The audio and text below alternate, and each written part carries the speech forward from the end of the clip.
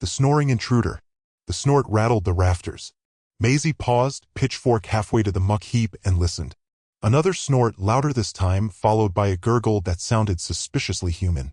She cautiously climbed the ladder to the hayloft, pitchfork held ready. There, nestled amongst the sweet-smelling hay, was a man.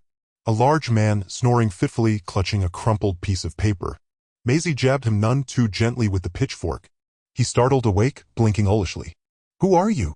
Maisie demanded, planting her pitchfork firmly in the hay. The man scrambled to his feet, knocking over a bale. "Oh, heavens! I am so sorry. I didn't mean to intrude." He brushed hay from his coat, looking thoroughly flustered. "I'm Barnaby Bumble. Are you Mrs. Abernathy?" Maisie's brow furrowed. "Abernathy? I'm Maisie Meadowsweet, and this is my barn. What are you doing here?" He held up the crumpled paper. It was a page ripped from a magazine featuring a blurry advertisement. Maisie snatched it. "Mail order husband," she read aloud, incredulous. Her face flushed crimson. Barnaby wrung his hands. I saw the ad. It said widow seeks strong, dependable husband for farm work. I thought." He trailed off, looking at Maisie's unimpressed face. "I seem to have made a mistake. I apologized profusely." "Mistake?" Maisie's voice rose an octave. "You broke into my barn, slept in my hay, and you call it a mistake? Get out. Now. And take your ridiculous advertisement with you." She pointed towards the barn door, her hand trembling slightly. Barnaby, looking utterly dejected, picked up his small bag and shuffled towards the exit, leaving a trail of hay in his wake. Maisie watched him go, her grip tightening on the pitchfork. The barn suddenly felt very empty. A gentle giant's plea. "I am so sorry, Mississippi." He wrung his enormous hands, each movement a study in awkward humility. "Bumble. Barnaby Bumble. I swear I didn't mean to trespass. The storm. It was truly frightful. I saw the light in your window and, well, I panicked." Maisie crossed her arms, her anger slowly leaching away, replaced by a wary curiosity. He looked less like a threat and more like a lumbering, apologetic bear cub caught in a honey trap. She noticed his gaze drifted to Bess, her prize-winning sow, who was nudging his leg with surprising affection. He gently scratched behind Bess's ear, and the sow grunted contentedly. "You have a way with animals," Maisie admitted grudgingly. The sheep seemed drawn to him as well, their soft wool brushing against his patched trousers. Barnaby's face lit up. "They're good judges of character, animals. Kinder than most humans, I find." He looked down at his boots, the brief spark of cheer extinguished. The aroma of simmering stew wafted from the house, and Maisie's stomach rumbled. "All right, Bumble," she sighed. "You can't very well sleep in the storm. Come inside. I'll give you some stew. But tomorrow you're explaining exactly what you're doing here. And then you're gone." Barnaby's relief was palpable. "Thank you, Mississippi? Meadowsweet. Maisie Meadowsweet." She turned towards the house. "And don't think this means you're staying permanently, just until the weather clears." He nodded eagerly, his large frame practically vibrating with gratitude. "Understood, Miss Meadowsweet. Understood perfectly." He followed her, a gentle giant trailing in the wake of a still suspicious, but softening woman. Whispers in Willow Creek. Agnes Higgins had seen him. Of course she had. It was unavoidable in a town the size of Willow Creek, even if Barnaby Bumble had tried to remain unseen. He'd only ventured out for flour, feeling the guilt of imposing on Maisie press heavy in his pockets. Agnes, perched like a particularly disapproving robin on a bench outside the Mercantile, had watched him enter, watched him exit, and undoubtedly watched him return in the direction of Maisie Meadowsweet's farm. By noon, the whispers were a low hum in the general store, a drone Maisie couldn't ignore as she browsed the seed packets. Some city fella drifted from behind a stack of watering cans. Staying in her barn, can you imagine, came from near the pickle barrels. Maisie felt her cheeks burn. It was Agnes Higgins' handiwork, she knew it. Maisie found Agnes at the bakery, a powdered donut halfway to her pursed lips. "Agnes," Maisie said, her voice sharper than she intended. Agnes blinked, feigning innocence. "Maisie, dear. Lovely weather we're having, isn't it? Though a storm's brewing, I hear." She glanced pointedly towards the west, then back at Maisie. "Speaking of brewing, I do hope you're being careful, dear. A single woman alone, you never know what sort of riffraff the wind might blow in." Maisie's hand clenched at her side. "Barnaby Bumble is no riffraff. He's just passing through." Agnes dabbed at the corner of her mouth with a lace hanky. "Of course, dear. Just passing through. Like a tumbleweed. Still, one can't be too careful. People talk, you know." And you're the one doing most of the talking, aren't you, Agnes? Maisie's voice trembled. The fake engagement. We have to do something, Maisie declared, pacing the worn floorboards of her kitchen. Barnaby, perched uncomfortably on a stool, winced. I know, Maisie. It's my fault. His voice was low, laced with guilt. He hated being a burden, hiding in her barn like a scared rabbit, while Agnes Higgins' poisonous whispers painted Maisie as some kind of... Well, he didn't even want to think about it. Maisie stopped, her jaw tight. It's not your fault, Barnaby. It's Agnes. We'll give her something else to talk about. Something so outlandish, so final it'll shut her up. She turned, a glint in her eye that worried him. We're engaged. Barnaby blinked. Engaged. Fake engaged. Maisie clarified, her cheeks flushing. Just until this all blows over. A temporary pretense. A wide, genuine smile spread across Barnaby's face. Maisie, that's brilliant. Yes. Let's do it. He practically bounced off the stool, his enthusiasm a stark contrast to her strained expression. The next day, armed with a hastily baked apple pie and Barnaby's arm clutched possessively in hers, Maisie marched straight to the town square.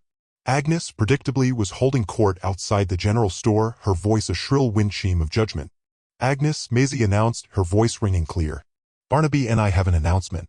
She squeezed Barnaby's arm, a silent plea for him to play along. We're getting married. The silence that followed was thicker than molasses. Agnes's mouth worked soundlessly for a moment before she sputtered, married? But you barely know him. Barnaby beamed, pulling Maisie closer. Sometimes, Agnes, you just... gardening and pie-eating. Barnaby attacked the garden with a fervor that surprised even Maisie. What had been a patch of tired earth and struggling herbs was soon bursting with life. He coaxed vegetables from the soil with whispered promises and pruned the herbs with a gentle hand, filling the air with fragrant oils. Maisie watched, a rare smile gracing her lips. Didn't know you had such a green thumb, Barnaby, she said, handing him a glass of cool lemonade. He wiped his brow, a smudge of dirt on his cheek. My mom always said I could grow anything. Guess she was right. Guilt tugged at him. He still hadn't told Maisie about Agnes Higgins' accusations. He was a coward hiding behind her kindness. The town's annual pie-eating contest loomed, and Maisie, flush with the bounty of their garden, decided they would enter. We'll use my berries and your rhubarb. Best darn pie they ever tasted. The day arrived, a sweltering Saturday. Agnes Higgins watched from the sidelines, her lips pursed. Barnaby felt Maisie stiffen beside him. The starting whistle blew and chaos erupted. Barnaby lunged at his pie, face planting directly into the creamy filling. Maisie, attempting a more refined approach, managed only to smear blueberry across her nose. They were a disaster. Flour clung to their hair, berries stained their faces, and a sticky sweetness coated everything. Laughter rippled through the crowd. Even Agnes Higgins seemed momentarily speechless, her critical gaze softened, perhaps by the sheer absurdity of the spectacle. Barnaby looked at Maisie, covered in pie, and she looked back at him. They burst out laughing, the sound echoing through the town square, silencing the whispers at least for a little while. A treacherous act. Agnes Higgins watched the pie-eating contest with narrowed eyes. Maisie, covered in blueberry filling, looked ridiculous. Even more ridiculous was the small, flustered man beside her, attempting to discreetly wipe her face with a napkin.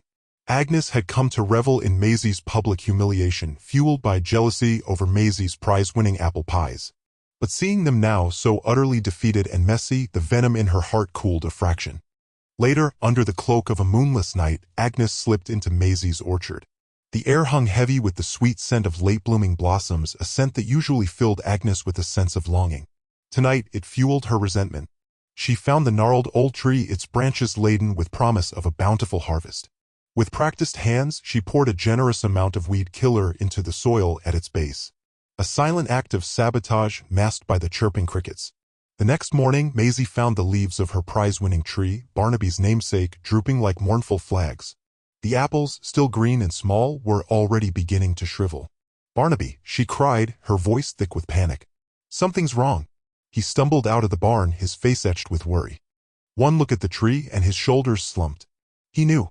He felt it in his bones, another burden to add to his growing list of sins. Maisie sank to her knees, cradling a withered apple in her hand. My pies. My business, she whispered, her voice cracking. Barnaby knelt beside her, his hand trembling as he touched her arm. We'll fix it, Maisie. I promise you, we'll save this tree. He looked at the dying tree, at the woman he was falling for, and felt a surge of determination unlike anything he'd felt before. Saving the orchard. The wind howled, mocking Maisie's efforts to prop the snapped branch of the oldest apple tree. Her knuckles were white as she wrestled with twine, the raw scent of sap heavy in the air. A shadow fell across her, and she whirled around, ready to spit fire. Barnaby stood there, his usual gentle face etched with a grim determination she hadn't seen before. "Let me," he said, his voice low but firm. He took the twine from her numb fingers, then knelt, examining the wound with a practiced eye. "Fetch me some grafting wax, Maisie, and burlap. And the saw from the shed." She hesitated, suspicion warring with a desperate hope. "You know how to fix it?" He met her gaze, his blue eyes unwavering. "I grew up amongst orchards, Maisie. My father, his father before him. We know trees." He worked with a focused intensity that banished all awkwardness between them. He trimmed the splintered wood with sure strokes, smoothing the edges, then carefully applied the wax, sealing the gash. The burlap he wrapped tight, a warm bandage against the cold. He didn't stop until dusk painted the sky in bruised hues. Maisie watched, mesmerized. His hands, usually clumsy and hesitant, moved with surprising grace. As the first star winked into existence, Barnaby stepped back, his face smudged with dirt and his brow slick with sweat. "It will take time," he said, his voice hoarse. "But it has a chance." A week later, tiny pink blossoms unfurled along the mended branch, delicate against the rough burlap. Maisie stared, a lump forming in her throat. He hadn't just saved a tree. He had saved a piece of her heart. Maybe, just maybe, she had misjudged Barnaby Bumble. Truth at the harvest festival.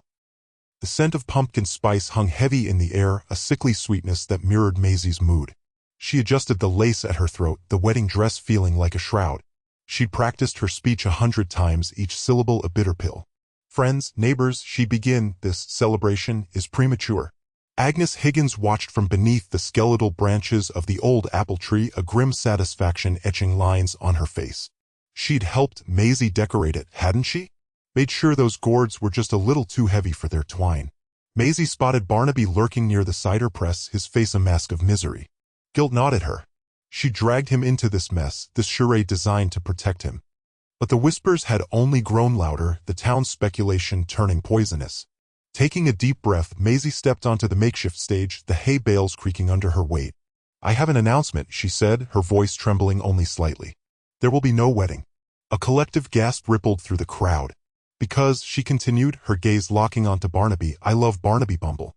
Not as a friend, not as a boarder, but with my whole heart." A hush fell over the festival, broken only by the rustling of leaves. Then a loud crack echoed through the square.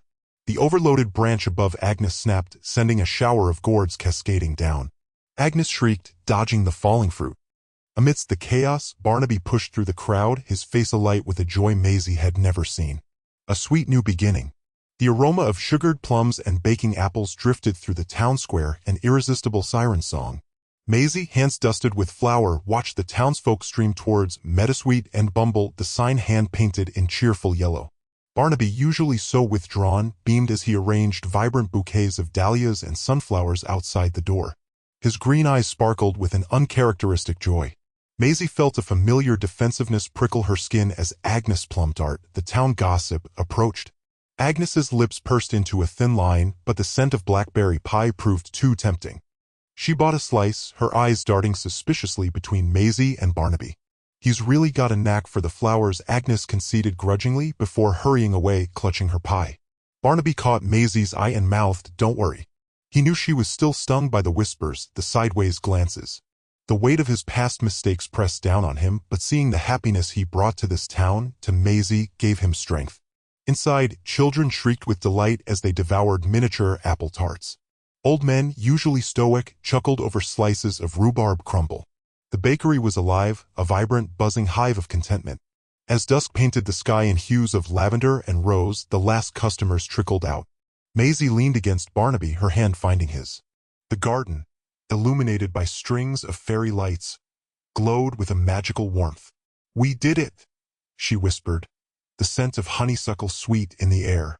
Barnaby squeezed her hand, his heart swelling with a love he never thought possible. The pies and the flowers were just the beginning.